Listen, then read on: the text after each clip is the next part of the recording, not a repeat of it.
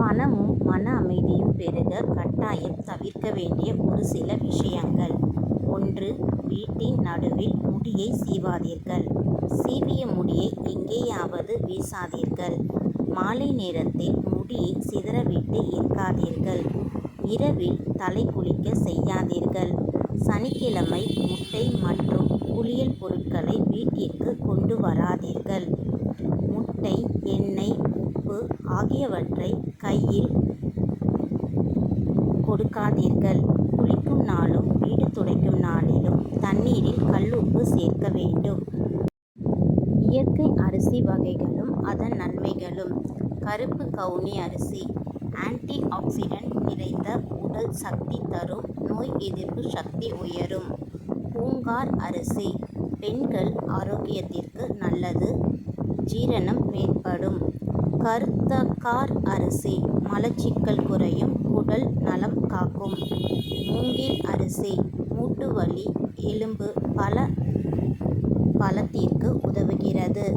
இலுப்பைப்பூ சம்பா அரிசி நரம்பு பலம், உடல் சோர்வு குறையும். கருங்குருவை அரிசி உடல் சக்தி மீட்க உதவுகிறது. கார் அரிசி தோல் ஆரோக்கியத்திற்கு நல்லது. மாப்பிள்ளை சம்பா அரிசி உடல் வலிமை, ஆண்கள் ஆரோக்கியத்திற்கு சிறந்தது. காட்டு யானை அரிசி நீரிழிவு கட்டுப்பாடு, ஜீரணத்திற்கு நல்லது. காலா நமக் அரிசி மூளை, நரம்பு, சிறுநீரக நலத்திற்கு உதவுகிறது. 60ஆம் குருவை அரிசி எலும்பு வலிமை அதிகரிக்கிறது. தங்க சம்பா அரிசி இதயம், பற்கள் ஆரோக்கியத்திற்கு நல்லது. கருடன் சம்பா அரிசி இரத்த சத்து, மன உறுதி தரும். குடைவாழை அரிசி உடல் சுத்தம் செய்து ஜீரணம் மேம்படும். சீரக சம்பா அரிசி எளிதில் ஜீரணமாகும், வயிறு லேசாக இருக்கும். சிவப்பு அரிசி இரும்பு சத்து அதிகம், இரத்த சோகை குறைக்கிறது. பச்சரிசி நாட்டு வகை உடல் குளிர்ச்சிக்கு தரும். முழு தானிய பழுப்பு அரிசி உடல் எடை கட்டுப்பாடு, சர்க்கரை அளவு சமநிலையை தருகிறது. மருதாணி வைக்கும்போது கட்டாயம் பின்பற்ற வேண்டியவை. பெண்கள் மருதாணி வைக்கும் பொழுது வியாழன், வெள்ளி, ஞாயிறு போன்ற கிழமைகளில் வைப்பது நல்லது.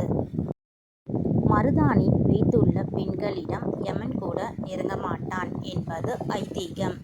அதேபோல் மருதாணியை சுக்கிர ஓரையிலும், சுக்கிரனின் நட்சத்திரமான பரணி, பூரம் மற்றும் பூராட்டடம் நட்சத்திரத்தில் வைத்தால் ராஜயோகம் வரும் என்பது ஐதீகம். மருதாணி வைத்த கையில் பணம் கொடுக்கல் வாங்கல் செய்யும் பொழுது பணம் பல மடங்கு பெருகும். மருதாணி வைத்திருக்கும் பொழுது பூச்சிகள் கடித்தால் விஷங்கள் அவ்வளவு சீக்கிரம் ஏறாது. தனுசு ராசிக்காரர்கள் குங்குமப்பூ கலந்த பாலால் சிவபெருமானுக்கு அபிஷேகம் செய்வது மிகவும் சிறந்தது. புரண்டு புரண்டு படுத்த பிறகும் தூக்கம் வரவில்லையா? உங்கள் கட்டை விரலில் தேங்காய் எண்ணெயை தடவி பாருங்கள். நீங்கள் குழந்தை போல தூங்க ஆரம்பித்து விடுவீர்கள். வீட்டின் சமையலறையில் உள்ள தோரம்பருப்பில் முருகப்பெருமான் குடியிருப்பதாக ஒரு ஐதீகம் உள்ளது. உங்களுடைய நிறுவனங்களிலும் வணிக தலங்களிலும் வரவேற்பு பகுதியில் பச்சரிசியும் மஞ்சளும் கலந்த அட்சதையை வைத்துக் கொள்ளுங்கள். இதனுடன் ஏலக்காயை உடைத்து கலந்து விடுங்கள். இவை நேர்நிலையான ஆற்றலை பரவ செய்வது, வாடிக்கையாளர்களை கவர்ந்து உங்களின் தொழிலில் முன்னேற்றத்தை தருகிறது. பஞ்சபூத ஸ்தலங்களில் நெருப்புக்கான ஸ்தலம் திருவண்ணாமலை கோவில்.